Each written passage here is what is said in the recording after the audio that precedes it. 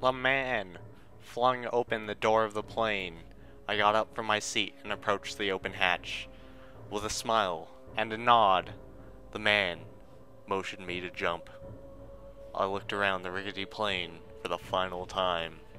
The rebels had built it with their second-rate technology, wood, glue, and metal. I took a deep breath and jumped. At the appropriate altitude, I released my parachute. I took out my binoculars. Newest rebel technology capable of going around corners. Technology I can't explain because it's top secret. I soon realized why it was called Strider Mountain, because you had to take huge strides to get up, but also because of the organic combine technology.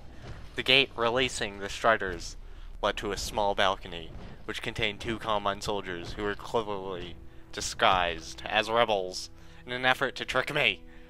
As I binoculed the area, I viewed some of the greatest combine technology ever created. The creation of words in the middle of the air. The words Baltic Forever hung in midair. I imagined that Baltic Forever must be their god or some sort. As my view panned, I observed the odd structure of the mountain. The flat design and unrealistic look must have meant the mountain was made out of plastic. More words popped up in front of my binoculars. Well, my daddy left home when I was 3. Continued to pan the area. Their trains must have been temporarily out of commission, as they were smoking like mad. Who could have built such faulty technology? The aliens must have gotten Earth engineers to build them, and they must have sabotaged them. A man with a staticky accent bellowed in my ear, shouting useful information. I didn't even have a radio, so as to how this man was communicating to me remains a mystery, but I could not explain it as a mental phenomenon now, as declaring myself insane would be suicide. The man said something about a rendezvous with my team, but I couldn't remember ever having a team. But to be frank, I had forgotten why I was on this mission in the first place. I could see myself through my binoculars.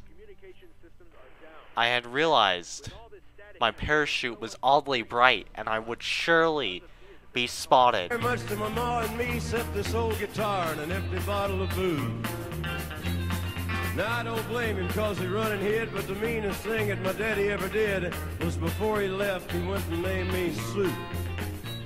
Well, my parachute was blue and white, and unusually, no one had spotted me. Thought that it was quite a joke and it got a lot of laughs from lots of folks. Seems I had to fight my whole life through. Some gal would giggle and I'd turn red, and some guy'd laugh and I'd bust his head, I'll tell you.